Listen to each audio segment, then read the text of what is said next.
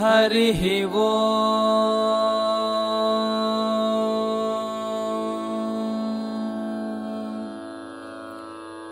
अस्य श्रीलक्ष्मी नृसिंह दिव्यसहस्रनाम स्तोत्र महामन्त्रस्य ब्रह्मा ऋषिः अनुष्टुप् छन्दः श्रीलक्ष्मी नृसिंहो देवता श्रीलक्ष्मी नृसिंह प्रीत्यर्थे जपे विनियोगः ध्यानम्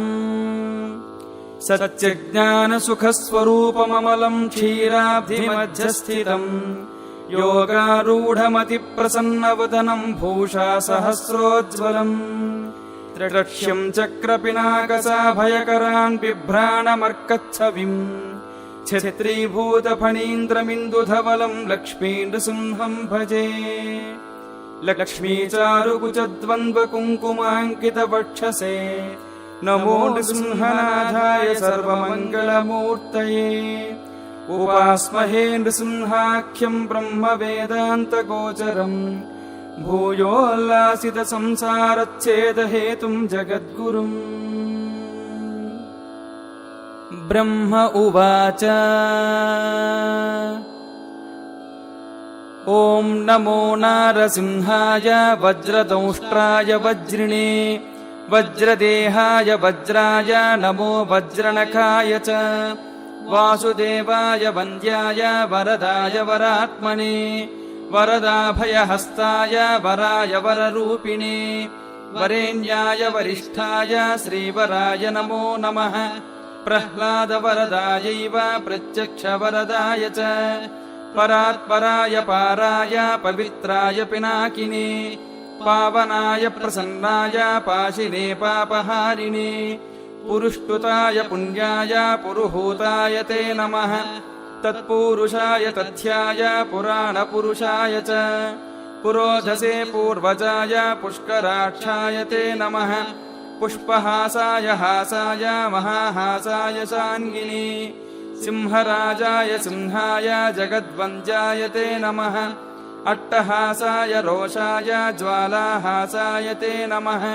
भूतावासाय वासाय श्रीनिवासाय खड्गिने खड्गजिह्वाय सिंहाय खड्गवासाय ते नमः नमो मूलाधिवासाय धर्मवासाय धर्मिणे धनञ्जयाय धन्याय नमो मृत्युञ्जयाय च शुभञ्जयाय सूत्राय नमः शत्रुञ्जयाय च निरञ्जनाय नीराय निर्गुणाय गुणात्मने निष्प्रपञ्चाय निर्वाणप्रदाय निबिडाय च निरञ्जनाय नीराय निर्गुणाय गुणात्मने निरालम्बाय नीलाय निष्कलाय कलात्मने निमेषाय निबद्धाय निमेषगमनाय च निर्द्वन्द्वाय निराशाय निश्चयाय निजाय च निर्मलाय निदानाय निर्मोहाय निराकृते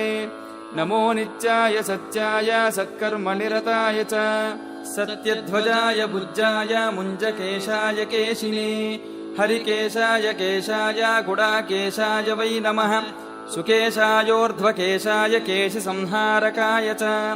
जलेशाय स्थलेशाय पद्मेशायोग्ररूपिणे पुष्पेशाय कुलेशाय केशवाय नमो नमः सूक्तिकर्णाय सूक्ताय रक्तजिह्वाय रागिणे दीप्तरूपाय दीप्ताय प्रदीप्ताय प्रलोभिने प्रसन्नाय प्रबोधाय प्रभवे विभवे नमः प्रभञ्जनाय पान्थाय प्रमाय प्रतिमाय च प्रकाशाय प्रतापाय प्रज्वलायोज्ज्वलाय च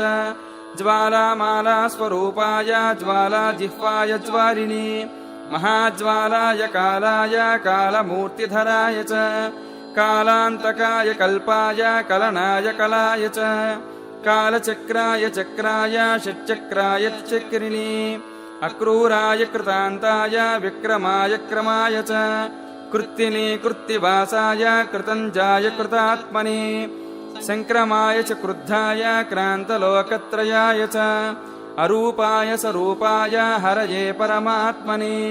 अजेयायादिदेवाय ह्यक्षयाय क्षयाय च अघोराय सुघोराय घोरघोरतराय च नमस्तु घोरवीर्याय लसद्घोराय ते नमः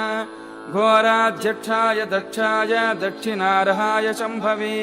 अमोघाय गुणौघाय ह्यनघायाघहारिणे मेघनादाय नादाय तुभ्यं मेघात्मने नमः मेघवाहनरूपाय मेघश्यामाय मालिने व्यालयज्ञोपवीताय व्याघ्रदेहाय ते नमः व्याघ्रपादाय ते व्याघ्रकर्मणे व्यापकाय च विकटास्याय वीर्याय विष्टरस्रवसे नमः विकीर्णनखदंष्ट्राय नखदंष्ट्रायुधाय च विश्वक्सेनाय सेनाय विह्वलाय बलाय च विरूपाक्षाय वीराय विशेषाक्षाय साक्षिणे वीतशोकाय वित्ताय विस्तीर्णवदनाय च विधानाय विधेयाय विजयाय जयाय च विबुद्धाय विभावाय नमो विश्वम्भराय च वीतरागाय विप्राय विटर्कनयनाय च विपुलाय विनीताय विश्वयोने नमो नमः विडम्बनाय वित्ताय विस्तृताय वियोनये विह्वलाय विवादाय नमो व्याहृतये नमः विलासाय विकल्पाय महाकल्पाय ते नमः बहुकल्पाय कल्पाय कल्पातीताय शिल्पिने कल्पनाय स्वरूपाय फणितल्पाय वै नमः चटित्प्रभाय तार्क्ष्याय तरुणाय तरस्विने रसनायान्तरिक्षाय तापत्रयहराय च तारकाय तमोघ्नाय तत्त्वाय च तपस्विने तक्षकाय तनुत्राय तटिते तरलाय च शतरूपाय शान्ताय शतधाराय ते नमः शतपत्राय ताक्षाय स्थितये शान्तमूर्तये शतक्रतुस्वरूपाय शाश्वताय शतात्मने नमः सहस्रशिरसे सहस्रवदनाय च सहस्राक्षाय देवाय दिशस्रोत्राय ते नमः नमः सहस्रजिह्वाय महाजिह्वाय ते नमः सहस्रनामधेयाय सहस्रजठराय च सहस्रबाहुवे तुभ्यं सहस्रचरणाय च सहस्रार्कप्रकाशाय सहस्रायुधधारिणे नमो स्थूलाय सूक्ष्माय सुसूक्ष्माय नमो नमः सुक्षीणाय सुभिक्षाय शोराध्यक्षाय शूरिणे धर्माध्यक्षाय धर्माय लोकाध्यक्षाय वै नमः प्रजाध्यक्षाय शिक्षाय विपक्षक्षयमूर्तये कालाध्यक्षाय तीक्ष्णाय मूलाध्यक्षाय ते नमः अधोक्षजाय मित्राय सुमित्रवरुणाय च शत्रुघ्नाय ह्यविघ्नाय विघ्नकोटिहराय च रक्षोघ्नाय मधुघ्नाय भूतघ्नाय नमो नमः भूतपालाय भूताय भूतावासाय भूतिने भूतभेतालघाताय भूताधिपतये नमः भूतग्रहविनाशाय भूतसंयमिने नमः महाभूताय भृगवे सर्वभूतात्मने नमः सर्वारिष्टविनाशाय सर्वसम्पत्कराय च सर्वाधाराय शर्वाय सर्वार्तिहरये नमः सर्वदुःखप्रशान्ताय सर्वसौभाग्यदायिने सर्वज्ञानाज्जनन्ताय सर्वशक्तिधराय च सर्वैश्वर्यप्रदात्रे च सर्वकार्यविधायिने सर्वज्वरविनाशाय सर्वरोगापहारिणे सर्वाभिचारहन्त्रे च सर्वोत्पातविघातिने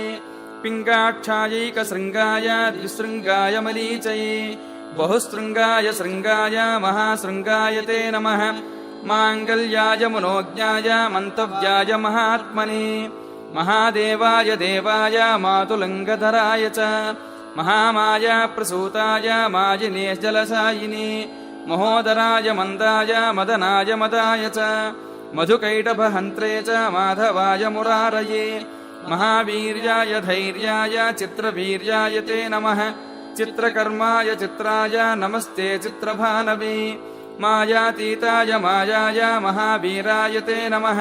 महातेजाय बीजाय तेजोधाम्ने च बीजिने तेजोमय नृसिंहाय तेजसां निधये नमः महादंष्ट्राय दंष्ट्राय नमः पुष्टिकराय च क्षिपिविष्टाय पुष्टाय तुष्टये परमेष्ठिने विशिष्टाय च शिष्टाय गरिष्ठायेष्ठदायिने नमो ज्येष्ठाय श्रेष्ठाय तुष्टायामित तेजसे अष्टाङ्गन्यस्तरूपाय सर्वदुष्टान्तकाय च वैकुण्ठाय विकुण्ठाय केशिकण्ठाय कण्ठिने कण्ठीरवाय लुण्ठाय निश्शठाय हठाय च सत्वोद्रिक्ताय कृष्णाय रजोद्रिक्ताय वेधसे तमोद्रिक्ताय रुद्राय ऋग्यजस्साममूर्तये ऋतुध्वजाय कालाय मन्त्रराजाय मन्त्रिणे त्रिनेत्राय त्रिवर्गाय त्रिधाम्ने च त्रिशूलिने त्रिकालज्ञानरूपाय त्रिदेहाय त्रिधात्मने नमोस्त्रिमूर्तिवन्द्याय त्रितत्त्वज्ञानिने नमः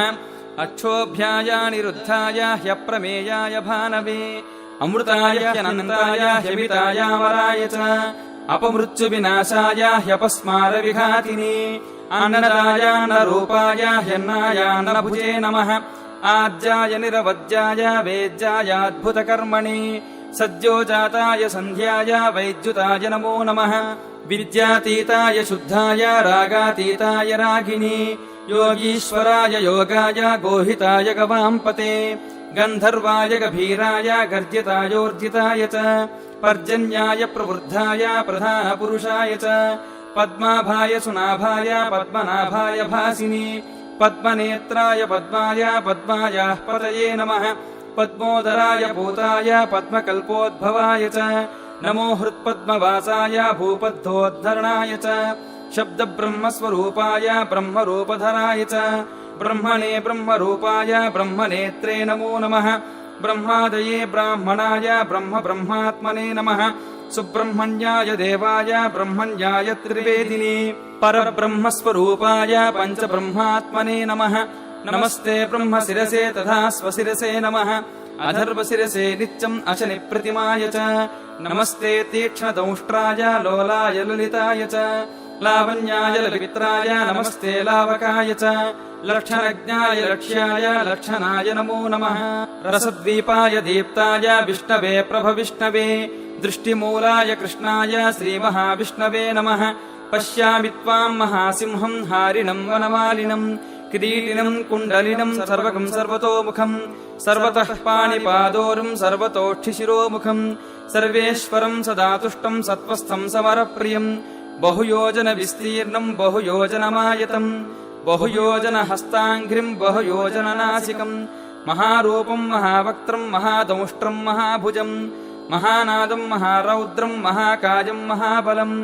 अनाभेर्ब्रह्मणो रूपमागलाद्वैष्णवम् वपुः आशीर्षाद्रुद्रमीशानम् तदग्रे सर्वतः शिवम्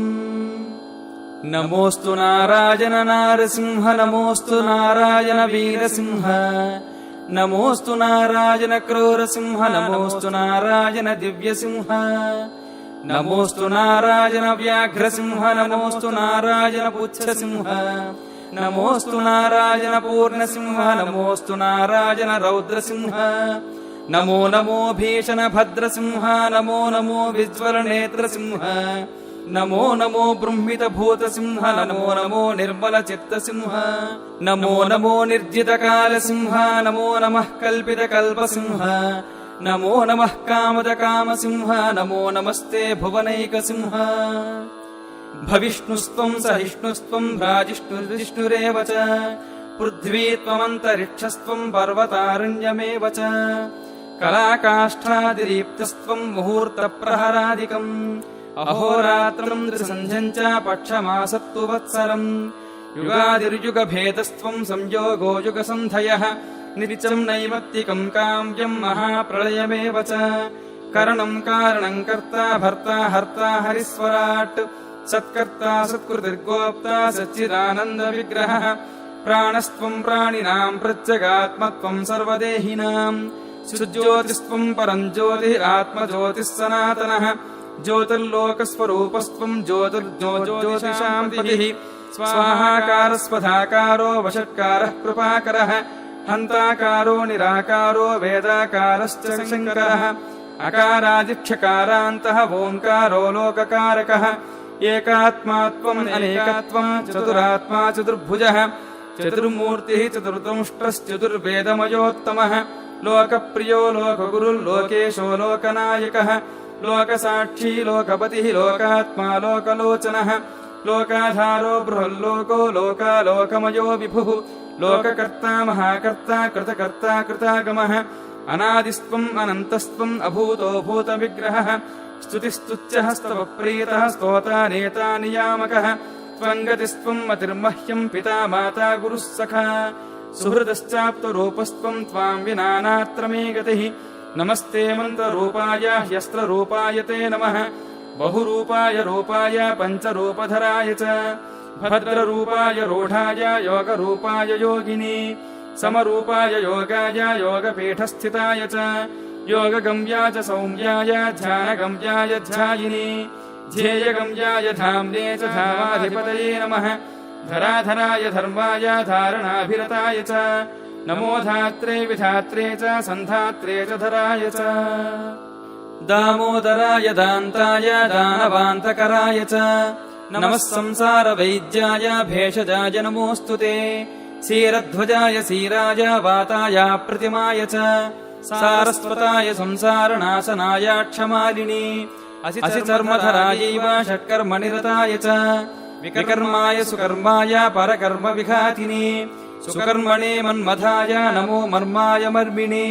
करिचर्मवसानाय करालवदनाय च कवये पद्मगर्भाय भूगर्भाय कृपानिधे ब्रह्मगर्भाय गर्भाय बृहद्गर्भाय धूर्जटे नमोऽस्तु विश्वगर्भाय श्रीगर्भाय जितारये नमो हिरण्यगर्भाय हिरण्यकवचाय च हिरण्यवर्णदेहाय हिरण्याक्षविनाशिने हिरण्यकनिहन्त्रे च हिरण्यनयनाय च हिरण्यरेतसेतुभ्यम् हिरण्यवदनाय च नमो हिरण्यशृङ्गाय निःसृङ्गाय च शृङ्गिणे भैरवाय सुकेशाय भीषणायान्त्रमालिनी चण्डाय तुण्डमालाय नमो दण्डधराय च श्रीखण्डतत्त्वरूपाय कमण्डलुधराय च नमस्ते दण्डसिंहाय सत्यसिंहाय ते नमः नमस्ते श्वेतसिंहाय पीतसिंहाय ते नमः नीलसिंहाय नीलाय रक्तसिंहाय ते नमः नमो हरिद्रसिंहाय धूम्रसिंहाय ते नमः मूलसिंहाय मूलाय बृहत्सिंहाय ते नमः पातालस्थितसिंहाय नमः पर्वतवासिनी नमो जलस्थसिंहाय ह्यन्तरिक्षस्थिताय च कालाग्निरुद्रसिंहाय चण्डसिंहाय ते नमः अनन्तजिह्वसिंहाय अनन्तगतये नमः नमोऽस्तु वीरसिंहाय बहुसिंहस्वरूपिणी नमो विचित्रसिंहाय नारसिंहाय ते नमः अभयङ्करसिंहाय नरसिंहाय ते नमः सप्ताब्धिमेखलायैव सप्तसामस्वरूपिणी सप्तधातुस्वरूपाय सप्तच्छन्दोमयाय च सप्तलोकान्तरस्थाय सप्तस्वरमयाय च सप्तार्चीरूपदमुष्ट्राय सप्ताश्वरधरूपिणी स्वच्छाय स्वच्छरूपाय स्वच्छन्दाय नमो नमः श्रीवत्साय सुवेशाय श्रुतये श्रुतमूर्तये शुचिस्रवाय शूराय सुभोगाय सुधन्विने शुभ्राय सुरनाथाय सुलभाय शुभाय च सुदर्शनाय सूक्ताय निरुक्ताय नमो नमः सुप्रभावस्वभावाय भवाय विभवाय च सुशाखाय विशाखाय सुमुखाय सुखाय च सुनखाय सुदंष्ट्राय सुरथाय सुधाय च नमः खड्वाङ्गहस्ताय खेटमुद्गरपाणये साङ्ख्याय सुरमुख्याय प्रख्यातप्रभवाय च खगेन्द्राय मृगेन्द्राय नगेन्द्राय ध्रुवाय च नागकेयूरहाराय नागेन्द्रायाघमर्दिने नदीवासाय नागाय नानारूपधराय च नागेश्वराय नग्नाय नमितायामिताय च नागान्तकरधायैव नरनारायणाय च नमो मत्स्यस्वरूपाय कच्छपाय नमो नमः नमो यज्ञवराहाय श्रीनृसिंहाय ते नमः विक्रमाक्रान्तलोकाय वामनाय महूजसे नमो भार्गवरामाय रावणान्तकराय च नमस्ते बलरामाय कंसप्रध्वंसकारिणे बुद्धाय बुद्धरूपाय तीक्ष्णरूपाय कल्किने आत्रेयायाग्निनेत्राय कपिलाय द्विजाय च क्षेत्राय पशुपालाय पशुभक्त्राय ते नमः गृहस्थाय वनस्थाय यतये ब्रह्मचारिणि स्वर्गापवर्गदात्रे च तद्भोक्त्रे च मुमुक्षवे सालग्रामनिवासाय क्षीराब्धिनिलयाय च श्रीशैलाद्रिनिवासाय शैलवासाय ते नमः योगिहृत्पद्मवासाय महाहंसाय ते नमः गुहावासाय गुह्याय गुप्ताय गुरवे नमः नमो मूलाधिवासाय नीलवस्त्रधराय च पीतवस्त्रधरायैव रक्तवस्त्रधराय च रक्तमालाविभूषाय रक्तगन्धानुलेपिने धुरन्धराय धूर्ताय दुर्गमाय धुराय च दुर्मताय दुरन्ताय दुर्धराय नमो नमः दुर्निरीक्षाय दीप्ताय दुर्धर्माय द्रुमाय च दुर्भेदाय दुराशाय दुर्लभाय नमो नमः दृप्ताय दीप्तवक्त्राय उद्वृत्राय नमो नमः उन्मत्ताय प्रमत्ताय नमो दैत्यारये नमः रसज्ञाय रसेशाय ह्यकर्णनयनाय च वन्ध्याय परिवेशाय रज्जाय रसिकाय च ऊर्ध्वोष्मायोर्ध्वदेहाय नमस्ते चोर्ध्वरेतसे पद्मप्रध्वंसिकान्ताय शङ्खचक्रधराय च गदापद्मधरायैव पञ्चबाणधराय च कामेश्वराय कामाय कामरूपाय कामिने नमः कामविहाराय कामरूपधराय च सोमसूर्याग्निनेत्राय सोमपाय नमो नमः नमः सोमाय वामाय वामदेवाय ते नमः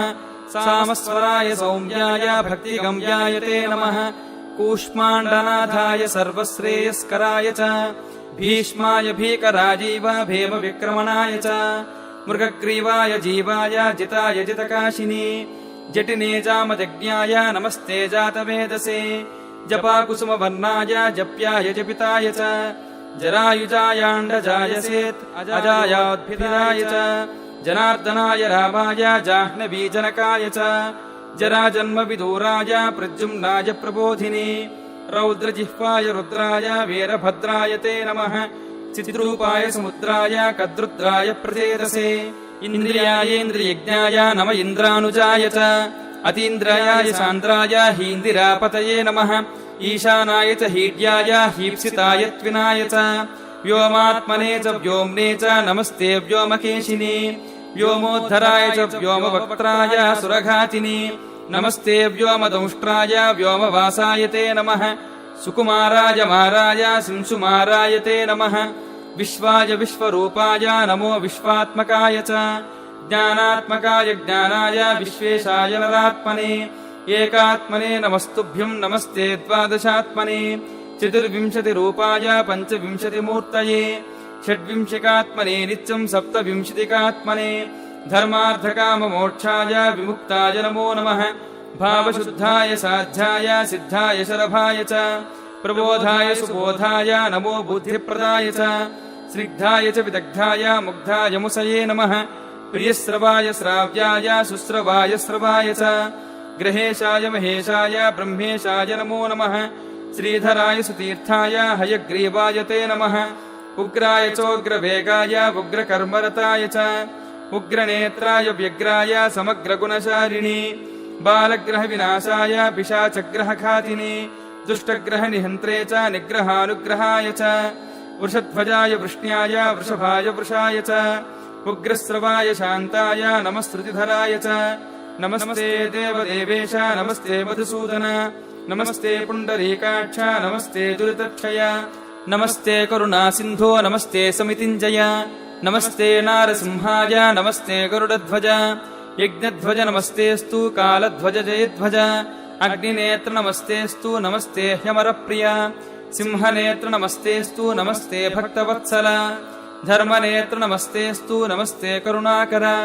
पुण्यनेत्र नमस्तेस्तु नमस्ते भीष्टदायक नमो नमस्ते जयसिंहरूप नमो नमस्ते नरसिंहरूप नमो नमस्ते गुरुसिंहरूप नमो नमस्ते रणसिंहरूप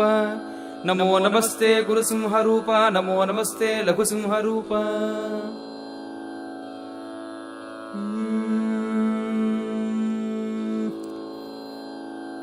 ब्रह्म उवाच उद्वृत्तं गर्वितं दैत्यं निहत्याजोऽसुरद्विषं देवकार्यं महत्कृत्वा गर्जसे स्वात्मतेजसा अतिरौद्रमिदं रूपं दुस्सहं दुरतिक्रमम् दृष्ट्वैता देवताः सर्वा शङ्कितास्त्वामुपागताः एतान् पश्य महेशानं ब्रह्माणं मां शचीपतिम् दिक्पालाद्वादशादित्यान् रुद्रान् उरगराक्षसान् सर्वान् ऋषिगणान् सप्तमातृर्गौरीं सरस्वतीम् लक्ष्मीं नदीश्च तीर्थानि रतिं भूतगतानपि प्रसीदत्वं महासिंहयुग्रभावमिमं त्यज प्रकृतिस्थो भवत्वं हि शान्तभावं च धारय इत्युक्त्वा दण्डवद्भूमौ पपात स पितामहः प्रसीदत्वं प्रसीदेति पुनः पुनः मार्कण्डेय उवाच दृष्ट्वा तु देवताः सर्वाः श्रुत्वा तां ब्रह्मणो गिरम् स्तोत्रेणानेन सन्तुष्टः सौम्यभावमधारयत् अब्रवीन्नारसिंहस्तान् वीक्ष्य सर्वान् सुरोत्तमान् भो भो देवगणाः सर्वे पितामहपुरोगमाः शृणुध्वम् मनुवाक्यम् च भवन्तु विगतज्वराः यद्धितम् भवताम् मानम् तत्करिष्यामि साम्प्रतम् सुरानाम सहस्रम् मे त्रिसन्ध्यम् यः पठेच्छुचिः शृणोति श्रावयति वा पूजान्ते भक्तिसंयुतः सर्वान् कामानवाप्नोति जीवेच्छ शरदाम् शतम् यो नामभिर्नृसिंहाद्यैः अर्चयेत् क्रमशो मम सर्वतीर्थेषु यत्पुण्यम् सर्वयज्ञेषु यत्फलम् सर्वपूजासु यत्प्रोक्तम् तत्सर्वम् लभते नरः जातिस्मरत्वम् लभते ब्रह्मज्ञानम् सनातनम् सर्वपापविनिर्मुक्तः तद्विष्णोः परमम् पदम् यो नाम कवचम् बद्ध्वा विचरेद्विगतज्वरः भूतभेतालकूष्माण्डपिशाच ब्रह्मराक्षसाः शाकिनी ढाकिनी ज्येष्ठासिनी बालग्रहादयः दुष्टग्रहाश्च नश्यन्ति यक्षराक्षसपन्नगाः ये च सन्ध्याग्रहाः सर्वे चण्डालग्रहसंज्ञिकाः निशाचरग्रहाः सर्वे प्रणश्यन्ति च दूरतः कुक्षिरोगश्च हृद्रोगः शूलापस्मार एव च एकाहिकम् द्व्याहिकम् च चातुर्धिकमहाज्वरम् अथ यो व्याधयश्चैव रोगा रोगाधिदेवताः शीघ्रम् नश्यन्ति ते सर्वे नृसिंहस्मरणाकुलाः राजानो दासताम् यान्ति शत्रवो यान्ति मित्रताम् जलानि स्खलताम् यान्ति वह्नयो यान्ति शीतताम् विषाण्यमृतताम् यान्ति नृसिंहस्मरणात्सुराः राज्यकामो लभेत् राज्यम् धनकामो लभेद्धनम् विद्याकामो लभेद्विद्याम् बद्धो मुज्येत बन्धनात् व्यालव्याघ्रभयम् नास्ति चोरसर्पादिकम् तथा अनुकूलात् भवेद्भार्या लोकैश्च परिपूज्यते सुपुत्रान् धनधान्यम् च पशूंश्च विविधानपि एतत् सर्वमवाप्नोति नृसिंहस्य प्रसादतः जलसन्तरणे चैव पर्वतारोहणे तथा वनेऽपि विचरन् मर्त्यो व्याघ्रादिविषमे पथि बिलप्रवेशे पाताले नारसिंहमनुस्मरेत् ब्रह्मघ्नश्च पशुघ्नश्च भ्रोणः गुरुतल्पकः मुच्यते सर्वपापेभ्यः कृतघ्नः स्त्रीविघातकः वेदानाम् दूषकश्चापि मातापितृविनिन्दकः असत्यस्तु सदा यज्ञनिन्दको लोकनिन्दकः स्मृत्वा सकृन्नृसिंहम् तु मुच्यते सर्वकिल्बिषैः बहुनात्र किमुक्तेन स्मृत्वा तम् शुद्धमानसः यत्र यत्र चरेन्मर्त्यः नृसिंहस्तत्र गच्छति गच्छम् तिष्ठस्वपन्मर्त्यः जाग्रच्चापि ग्रसन्नपि नृसिंहेति नृसिंहेति नृसिंहेति सदा स्मर पुमान्न लिप्यते पापैर्भुक्तिम् मुक्तिम् च विन्दति नारी सुभगता वेति सौभाग्यम् च सुरूपताम् भर्तुः प्रियत्वम् लभते न वैधव्यम् च विन्दति न सपत्नीम् च जन्मान्ते सम्यग्ज्ञानी द्विजो भवेत् भूमिप्रदक्षिणान् मर्त्यो यत्फलम् लभते चिरात् तत्फलम् लभते नारसिंहमूर्तिप्रदक्षिणात् मार्कण्डेय उवाच इत्युक्त्वा देवदेवेशो लक्ष्मीमालिङ्ग्यलीलया प्रह्लादस्याभिषेकस्तु ब्रह्मणे चोपदिष्टवान् श्रीशैलस्य प्रदेशे तु लोकानाम् हितकाम्यया स्वरूपम् स्थापयामास प्रकृतिस्थो भवत्तदा ब्रह्मापि दैत्यराजानम् प्रह्लादमभिषिच्य च दैवतैः सह सुप्रीतो ह्यात्मलोकम् ययौ स्वयम् हिरण्यकशिपोर्भीत्या प्रपलाय शचीपतिः स्वर्गराज्यात् परिभ्रष्टो युगानामेकसप्ततिः नृसिंहेन हते दैत्ये तदा स्वर्गमवापसः दिक्पालकाश्च सम्प्राप्ताः स्वम् स्वस्थानमनुत्तमम् धर्मे मतिसमस्तानाम् जनानामभवत्तदा एतन्नाम सहस्रस्तु ब्रह्मणा निर्मितम् पुरा पुत्रान् सनकादीन् महामुनीन् ऊचुस्ते तद्गतः सर्वे लोकानाम् हितकाम्यया देवता ऋषयः सिद्धाः यक्षविद्याधरोरगाः गन्धर्वाश्च मनुष्याश्च इहामुत्रफलैषिणः अस्य स्तोत्रस्य पठनात् विशुद्धमनसो भवन् सनत्कुमारात् सम्प्राप्तो भरद्वाजो मुनिस्तदा तस्मादाङ्गीरसः प्राप्तस्तस्मात् प्राप्तो महामतिः जग्राह भार्गवस्तस्मादग्निमित्राय सोऽब्रवीत् जैगीषव्याय सप्राह ऋतुकर्णाय संयमी विष्णुमित्राय सप्राह सोऽब्रवीच्यवनाय च तस्मादवापशाण्डिल्यो गर्गाय प्राह वै मुनिः मृत्युञ्जयाय सप्राह सोऽपि बोधायनाय च क्रमात् स विष्णवे प्राह सप्राहोद्दामकुक्षये सिंहतेजास्तु तस्माच्च शिवप्रियाय ददौ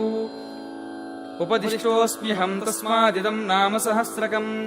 तत्प्रसादादमृत्युर्मे यस्मात् कस्माद्भयं न च मया च कथितं नारसिंहस्तोत्रमिदं तव त्वं हि नित्यं शुचिर्भूत्वा तमाराधय शाश्वतम् सर्वभूताश्रयं देवं नृसिंहं भक्तवत्सलम् पूजयित्वा स्तवं जप्त्वा हुत्वा निश्चलमानसः प्राप्नुषे महतीं सिद्धिं सर्वान् कामान् नरोत्तम अजमेव परो धर्मस्त्विदमेव परं तपः इदमेव परं ज्ञानं यदमेव महद्व्रतम् अयमेव सदाचारो ह्ययमेव महामखः इदमेव त्रयो वेदा शास्त्राण्यागमनानि च नृसिंहमन्त्रात् अन्यत्र वैदिकस्तु न विद्यते यदि हास्ति तदन्यत्र यन्ने हास्ति न तत् क्वचित् कथितं नारसिंहस्य चरितं पापनाशनम् सर्वमन्त्रमयं तापत्रयोपशमनं परम् सर्वार्थसाधनं दिव्यं किं भूय श्रोतुमिच्छसि ॐ नम इति श्रीनृसिंहपुराणे स्तोत्ररत्नाकरे श्रीनरसिंहप्रादुर्भावे